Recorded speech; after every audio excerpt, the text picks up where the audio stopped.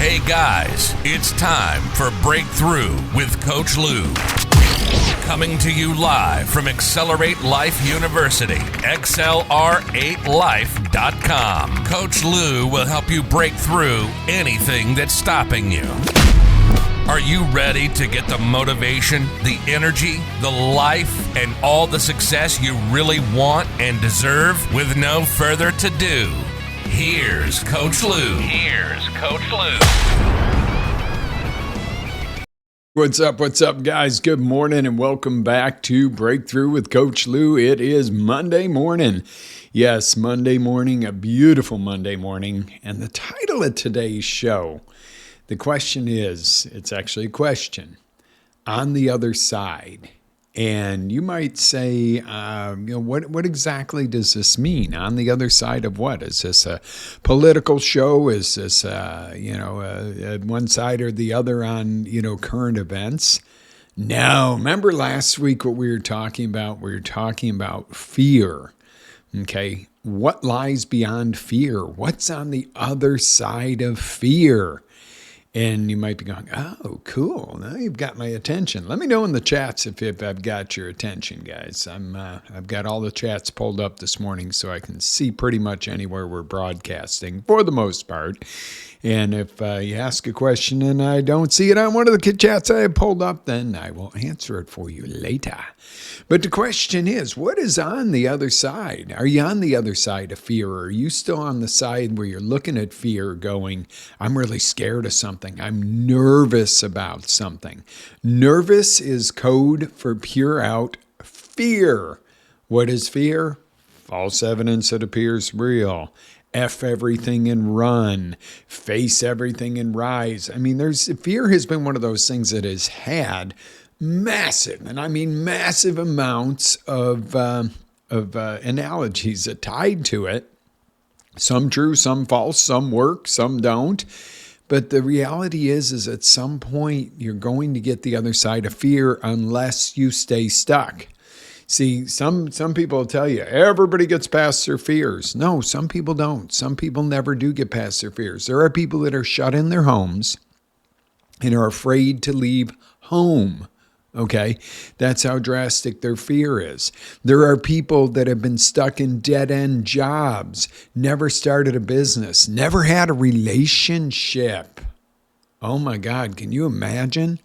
Never having a relationship because you're just scared you're going to be rejected. And you're like, well, yeah, it sucks, coach. Who wants to be rejected? I agree. Rejection doesn't feel great, but if you use rejection as a way to propel you to the next level, and you might be going, well, I don't understand that. I'm a good guy or I'm a good woman, whoever you are out there.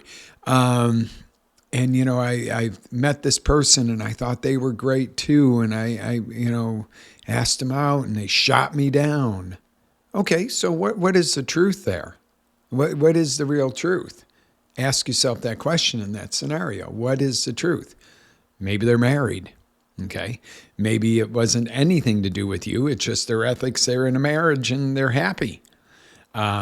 Maybe you're just not a good fit. Not meaning you're a bad person. Maybe they just look for a different person in their life. Maybe they're not of the same orientation you are. That could be funny.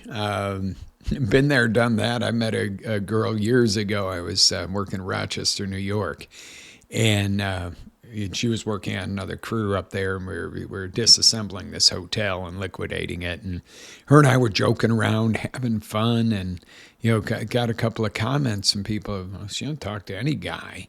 And I thought, well, God knows what you've been through, whatever. And, we became really good friends. I found out later she didn't like guys in that respect at all. That was not, but we ended up really good friends. But the key factor there was, there was no rejection in not dating this girl.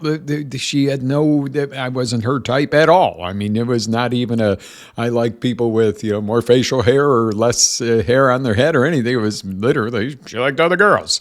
So whatever the case was, but was that really a rejection? No, not really. I mean, yes and no. But, the point of it being is you don't know the situation of, why we rejected. Or now there is the other side to that. And you might go, oh, here it comes. Yeah, here it comes. You go to ask, somebody out for a date or something, and they are very moral based, and in the way you approach it is very casual, to get to know them, and we could hang out once in a while, and hook up. You're not going to get somebody who's very looking for a serious relationship by saying, hey, let's hook up some night or something. You see my point there, as opposed to, let's have lunch and get to know each other. These are the differences that you would have to look at, and you would go, okay, in the case where you're rejected for something, and I'm using this relationship stuff and dating as a good analogy, but this crosses all lines of life. Maybe you do need to do better and be more in this certain area of your life. Maybe, your hygiene isn't the greatest, and the person you're trying to date is very hygiene conscious, or whatever the case is. You have to look and go, okay, was the rejection in life due to outside factors that have nothing to do with me? And sometimes that's the case. And then, or you can look and go, oh yeah, how could I become better from this rejection? Now, that can be in anything. That can be in a job situation. That's another amazing example. Okay, you go to your boss and you want a raise, and they turn you down, and you feel like, wow, they really value me, and there's I'm going way above the call of duty. Why did they turn me down? Well, the boss might be sitting there going, there's absolutely zero in the budget to give this person a raise right now. The company might be struggling or something. That's outside of you. You might be worth more. You might be giving more. And if you continue to do that, you will get your goal ultimately. But that rejection might very well have been outside of you, where they're like, there is absolutely not a dollar out of budget, or the company closes. Give you a raise, close the company. Don't give you a raise, keep your job for a few more months till things get better. I think that you might, stick with that if it's a good company. The other side is, you might be one of those people that do just what's necessary. You do just what you're told. You show up just in time. You leave just at the time that the day, quote unquote, ends. You do a good job, and you wonder why you're not paid good. Well, there's a law that happens, and this is so funny, because used to be, if you did a good job, you got paid good. If you did an excellent job, you got paid excellent. If you did a poor job, you got paid poorly. In this day and age, if you do a poor job, you're gone. You're outsized. You're done. There is no paid poorly. You just don't get paid. You're out. If you do a good job, the rewards are kind of poor, okay? Because there's a lot of people that can do a good job. If you're excellent, you think, all right, yeah, I'm going to really shine. You get good rewards. And you're going, you know what, this is BS. And it is. It's a belief system, but it's often true. You might go, this is BS. I'm excellent at what I do, and why am I only getting good rewards? Because where all the juice of it is, all the life is at this level called outstanding. Okay? And outstanding, the cool part of it is about a millimeter better than excellence. It's standing out. That's where all 90% of the rewards in the world go to the outstanding. And the rest of you get 10%. Pretty crazy, huh? Pretty crazy thought process there. But why wouldn't you, if you're already excellent at what you do, why wouldn't you make that jump to outstanding to get all the rewards, as opposed to bitching about only getting good rewards? Okay, so my point is what's past fear is what? It's success, it's growth. It is, in a hyphenated word, self-confidence, okay? When you work up the courage to ask that person for a date, and they say yes, you feel like $1 million. You're walking on air. If they say no, you realize it's a calling to step up. But you know what? You know you had the confidence to do it instead of sitting there and watching and waiting and going, oh, well, he ended up asking her out or she ended up asking him out or I should have, could have, would have. Oh, somebody else. See, it's because somebody else stepped in just before me. No, you didn't take action. So what is on the other side of fear? The biggest thing is self-confidence. Whether you win, lose, or draw when you jump on that other side of fear. When you bust through fear, your body, your mind now knows that you have the confidence to bust through the fear. Oh, things that make you go, That's an interesting thought process. Doesn't matter whether you win or lose. The fact is whether you did it. And Mel Robbins, in one of her teachings in her book, was really, really good about teaching this because she's telling you this story. It's similar. It was a story of, breaking through that fear and doing the 5, 4, 3, 2, 1 and just taking action.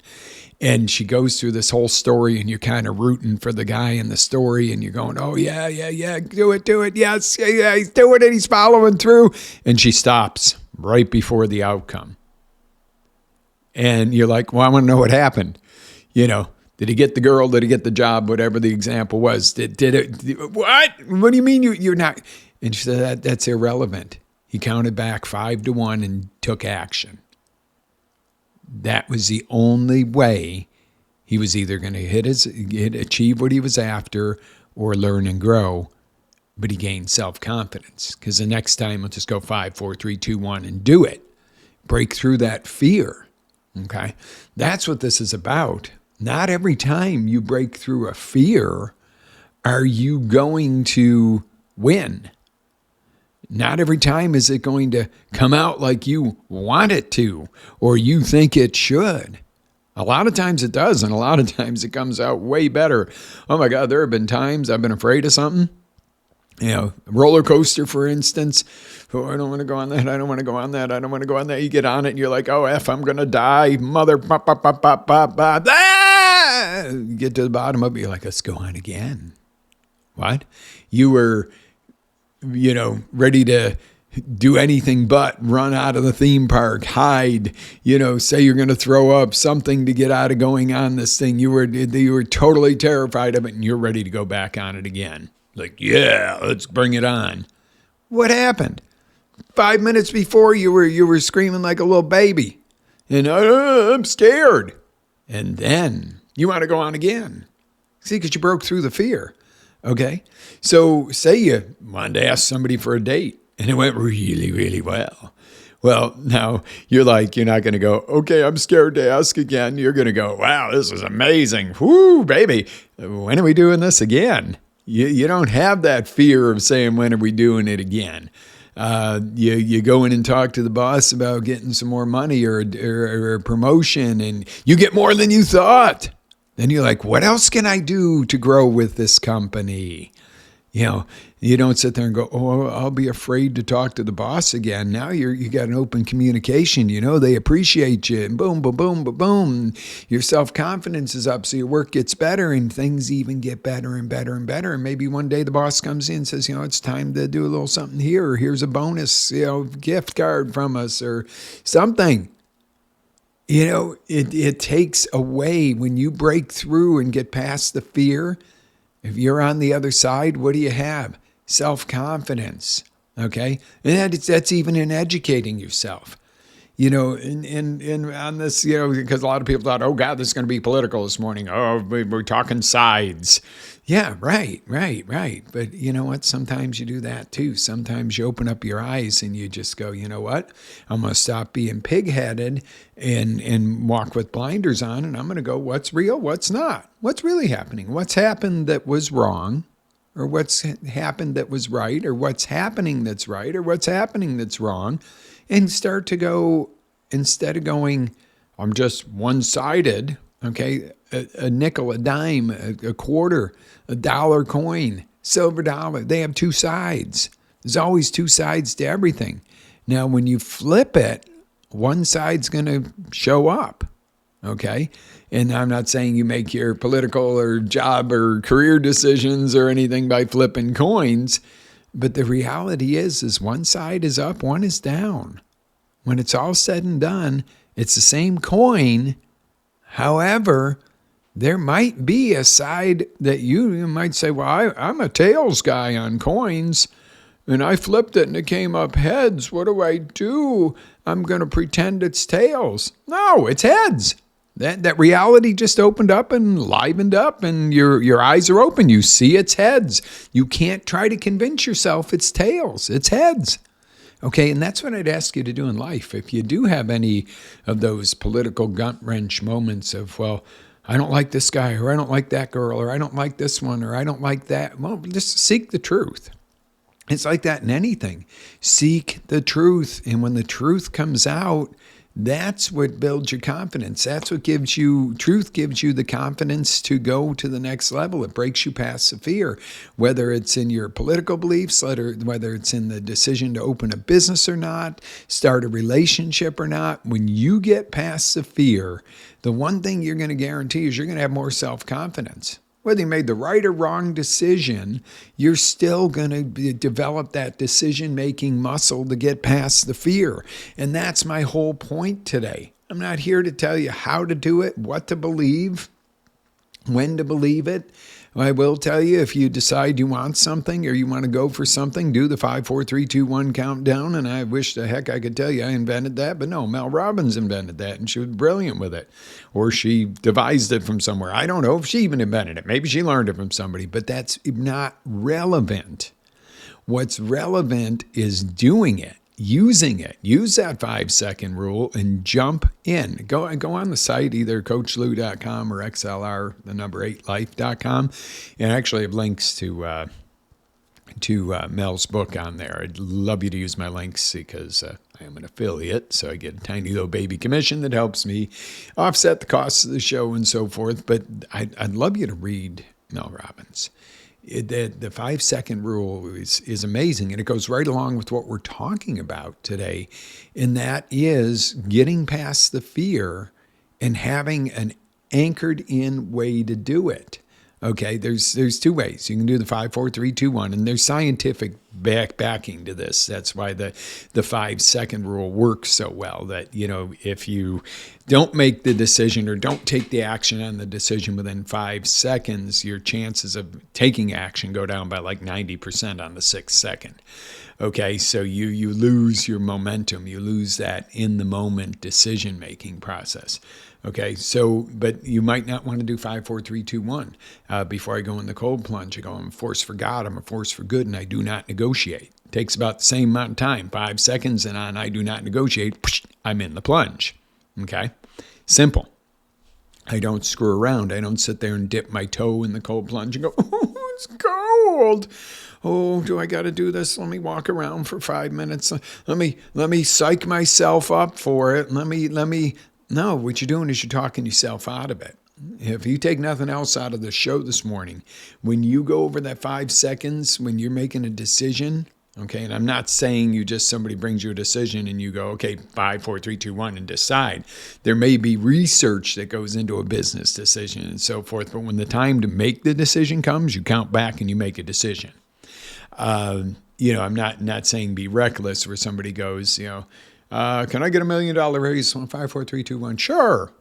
Without going, okay, why would I give this person $1 million raise? And, that's different. But what I'm saying is that there's a point where you're making the decision. When it's time to make the decision, when it's time to take action, you just count it back, or you say your little mantra that you can do and make sure it's within 5 seconds, whatever the mantra is. You might be, I'm the king of the business and I'm a decision maker. Boom. Make a decision. Come up with something creative and fun. Okay, this isn't about being boring or doing it exactly the way I do it. It is about getting within that 5 seconds when the moment comes that the decision needs to be made and taking the action. Okay, that's the other thing. You could say you made a decision. You're sitting at a club somewhere or something, or, in church, and you want to go talk to that person, and you go, okay, I'm going to do it. When? Next year? When they're married to somebody else? I mean, when are you going to do it? When is now the time to do it? 5, 4, 3, 2, 1, go. When you make the decision, you do the countdown or you do the mantra that you have that's less than 5 seconds and you do it. And you'll find, again, the whole premise this morning is this, okay? Are you on the other side? And you're going, yeah. Are you on the other side of something that you feared? Are you on the other side of fear? And do you have more self-confidence? That's the win. On the other side of fear, for those of us that didn't catch the drift of the show yet, just being sarcastic, on the other side of fear truly lies self-confidence. Oftentimes, success lies there. Learning and growth, sometimes failure. It doesn't matter, but the self-confidence, you can't take that away when you make a decision to get past fear. That builds self-confidence, and that's something that you can't take away. You might not make the right decision.